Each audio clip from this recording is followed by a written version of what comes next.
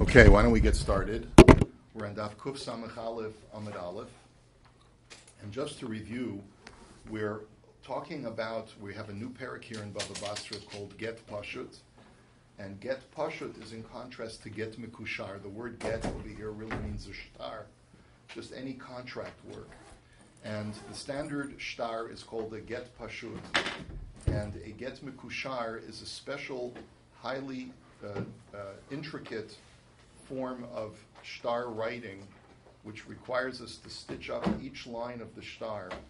And the way that the Rashbam had explained it, you write a line, and then you leave a blank line, you fold over, and then you write the next line, leave a blank line, fold over, and you make like sort of a fan or an accordion-shaped kind of fold, and then you stitch it up. And the reason why this was done so intricately, it was a painstaking process that was very time-consuming. The Gemara said yesterday the reason for doing that is because for a Kohen who wants to divorce his wife, we know that Kohanim are notoriously hot-headed. You tell me? You don't really know me, I guess. One day, one of these days, Alice. Right.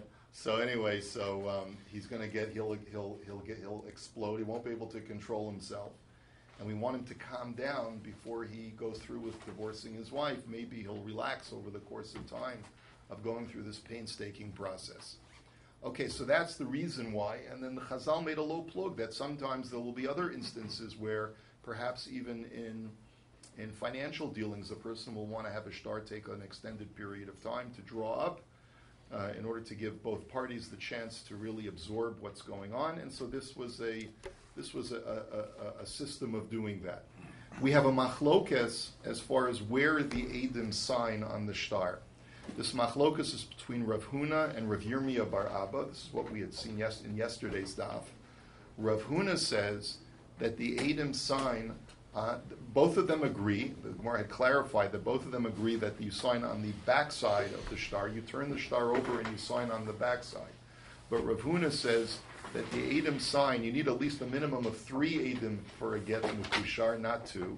And the Eidim sign, in between the lines of text, they sign on the corresponding to the lines where there is no text, those blank spaces. And Rav Yirmiyah bar Abba says that they sign on the backside corresponding to the text. Now, we're going to have to clarify Rav Yirmiyah bar Abba's shita very shortly. But the Gemara had asked the question, according to Rav Huna, if the witnesses sign on the backside, and there's normally a regular shtar, the witnesses have their signatures on the bottom of the shtar. So there's no opportunity to add additional text, because since the witnesses are signing at the very bottom, you can't add another paragraph after the fact and forge the shtar to add a new clause that would change the terms of the deal. But what are you going to do in this situation where the Eidim are signing on the backside? What's to stop an unscrupulous party to add a clause at the bottom of the shtar that would change all the terms of the deal? Right? So the Gemara had said that he'll hold, you have to write the words sharir v'kayam. At the very bottom line of the text of the shtar, you write everything is set and finalized, so that anything that's written past that, it would be clear that this is an add-on. This is a post-draft text that is not legitimate and is not legal. Okay, but now the Gemara is going to take a look at Rav Yirmiyah bar Abba's position. So we know that according to Rav Yirmiyah bar Abba, the witnesses sign. Every line of text, you have to have a signature of a witness, and that'll prevent the problem that we were concerned about previously, about what's to stop a person from adding text. But the problem is, Leicha shtil maksiv migavai mai deboy, umachtim sahadi yiseri me'avroi, va'omar ano l'rabos be'edim hu da'avdi. But what's to stop an unscrupulous individual after the shtar has been written up to say, let me add another paragraph of text that'll change all the terms of the deal? Let's say he adds a line, right? And it says, if the other party sneezes, the contract is hereby null and void, right? Or something like that, right? And then he's able to find someone else to sign it after the fact, and he can say, someone will say, why do you have 4 witnesses when only 3 witnesses would have sufficed? And he said, well, I added extra Eidim because I wanted to have a more public showing, a more public reinforcement. So I figured I'd get as many Eidim as I possibly could. What's to stop a person from doing that? Amar lei, so the response to that is, Mi savris Eidim kesidrun chasimi, Eidim mimata l'mayla chasimi.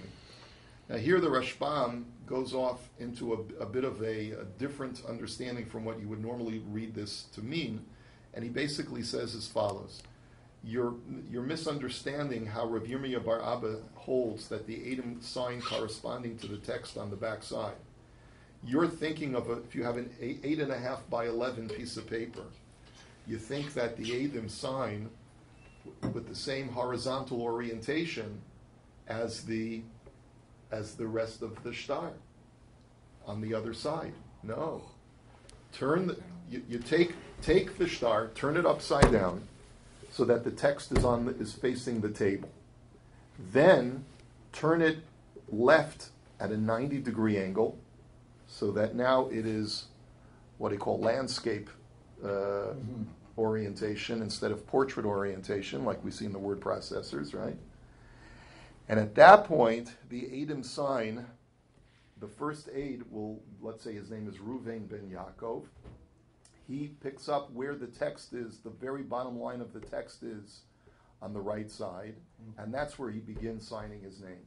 Ruvain ben Yaakov at the very top line. And then the next witness will indent a little bit on the next line, and he'll sign Shimon ben Yosef. And then the third witness will indent a little bit further, and he'll sign his name. And so over the course of the signatures of the three witnesses, we've covered the text from bottom to top. From bottom to top, we've covered the text, and that guarantees that there can be no additional signatures since the very first witness that's on the top using this new orientation is at the very bottom of the text. And that will prevent witnesses from signing any further. Okay? So now the Gemara says,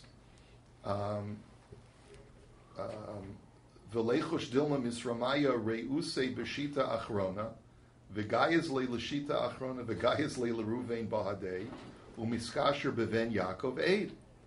So the Gemara says, aha, but wait a minute, I can think of another way of manipulating and forging the get. What happens if the get was written with a clause at the bottom, and one of the parties, unscrupulous parties, decides that he wants to eliminate that clause?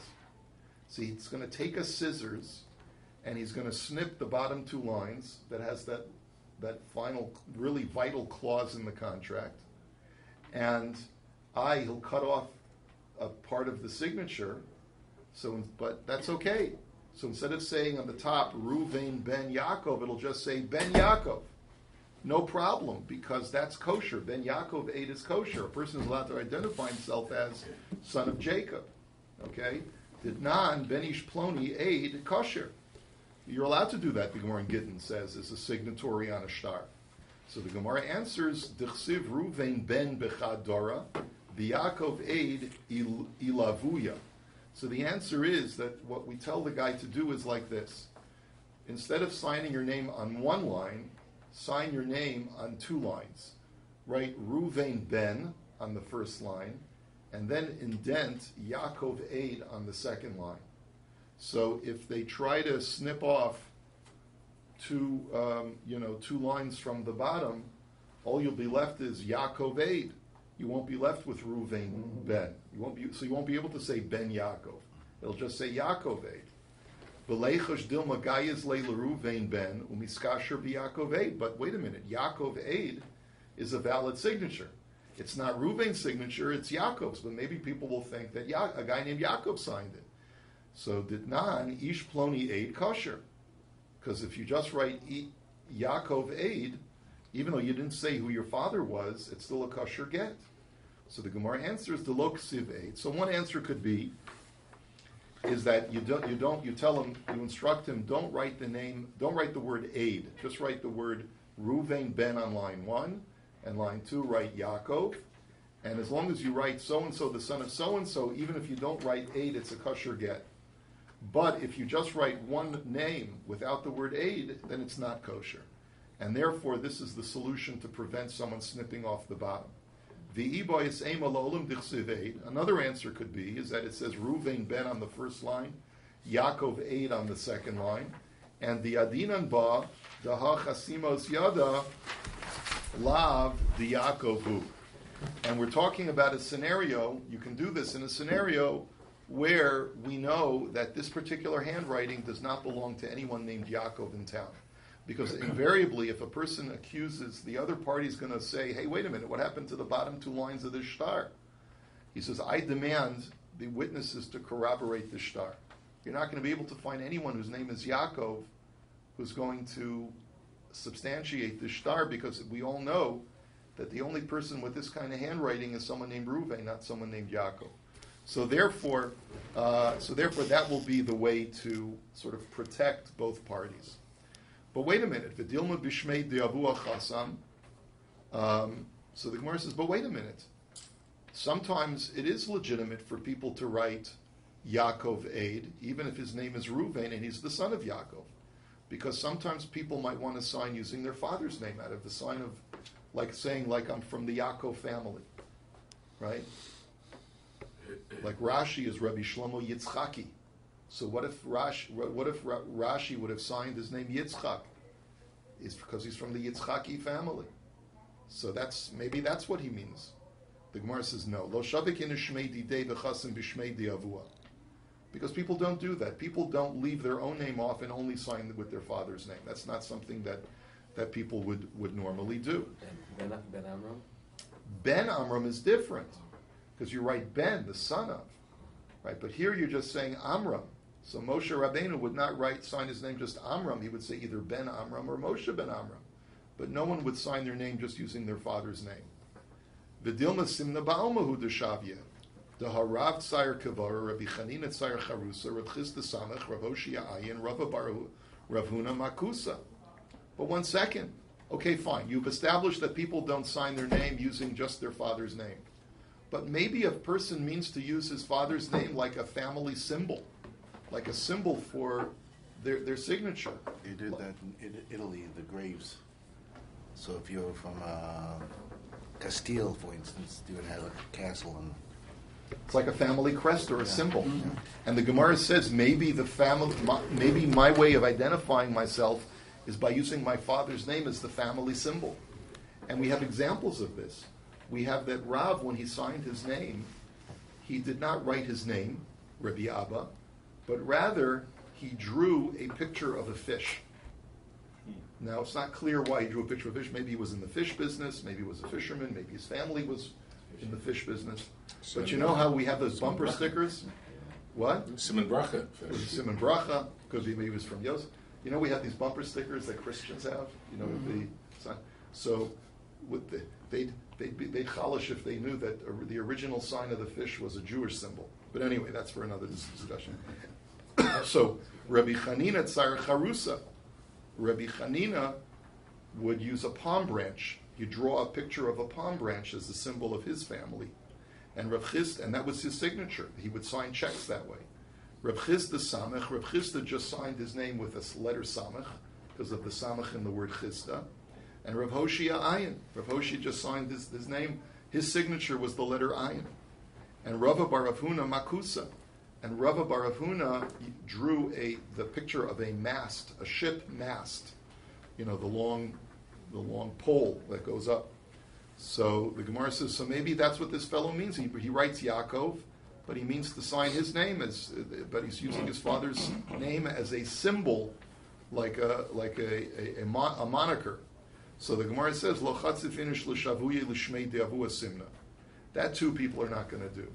People are not going to sign their name, leave off their name and sign their father's name, and they won't even do that as a family symbol, because that would be considered to be disrespectful. I shouldn't take my father's name and use that as the family symbol. Okay, Mar Zutra Omar Lamalach Kulehai. Mar Zutra says, I know you're having difficulty with trying to understand how we prevent forgery in Rav Yirmiyah Bar Abba's format of the Get Mekusher, but all of these solutions are unnecessary because Kol Mekusher Shein Eidav Kolin B'Shita Echas Pasel. He says, because my Shita is that instead of having the Eidim first aid signs one line, and then the second aid indents and signs another line, our shita is that the aidim have to sign, like we said, from top to bottom on the back side of the shtar. But their name has to span the entire text from the bottom to the top. And they have to stretch out their names so that it spans the entire text.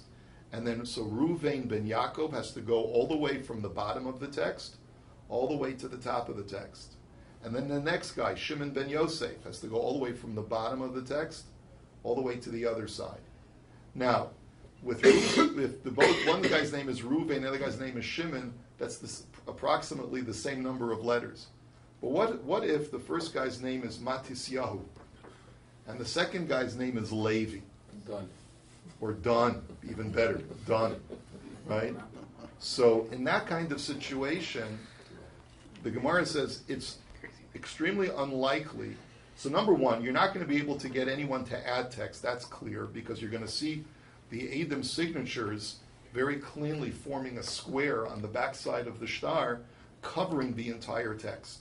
So that's not going to be possible to add an additional clause, because everyone will know that it's a forgery. What about snipping off names? He says that you won't be able to do either, because how are you going to align a straight line of a cut that's going to cut through every single aid's, truncate just the first name and leave off Ben so-and-so? It's not going to happen. It's so unlikely that it's such a happen, because the first guy's going to be Matisyahu ben Moshe, second guy will be Dun ben Yoshiyahu, third guy will be, Ruvain ben so-and-so.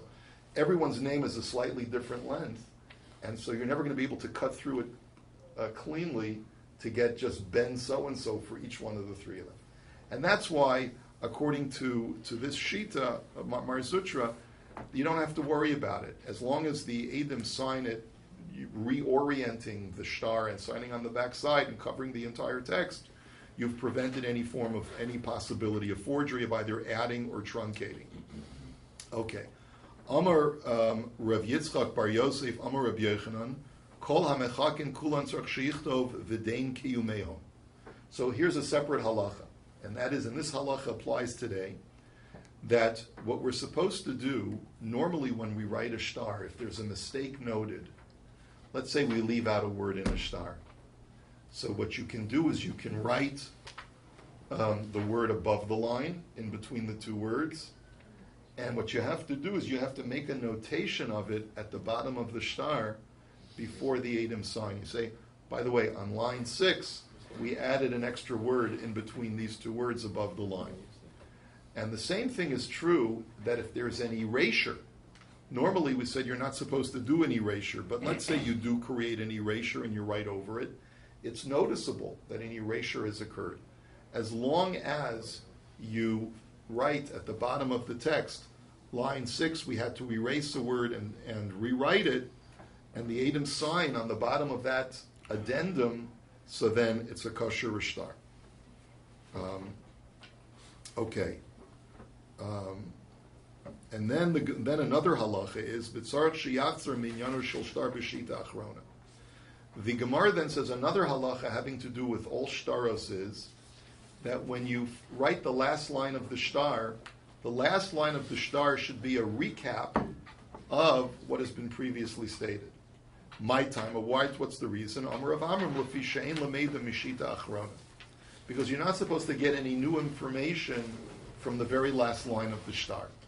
Now, why is that? So the Rashbam explains, when you think about it, when Eidim sign a shtar, they're going to see, and we're talking about a regular shtar now, they're going to sign on the bottom of the text, okay? We're going to say, here, Eidim, sign. The first aid is going to try and get his signature relatively close to the last line of text. But they're not professional sofrim. They may leave a little bit of space, a little bit of white space. So an unscrupulous party might take advantage of that and fill in like one last line saying, oh, and by the way, if either one of us sneezes, the contract is null and void, right? So in order to avoid that possibility from happening, what we say is that the last line of the shtar may not contain any new information. And that will guarantee that no one can say, aha, it's the last line, and it was added in after the fact. So the next part of the Gemara is going to be, so we're going to ask Rav Amram, Minalacha.